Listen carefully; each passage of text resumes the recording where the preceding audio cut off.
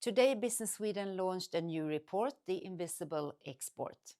We can see that export of services are increasing rapidly since the pandemic.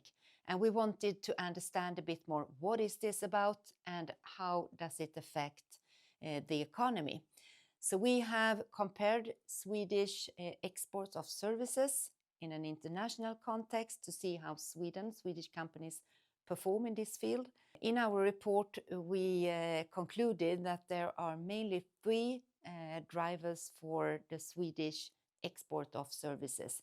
First of all, it's headquarters, and the second one is digitalisation, and the third one is new business models. And we see a huge potential for Swedish companies to lead the transformation into more of a service sector.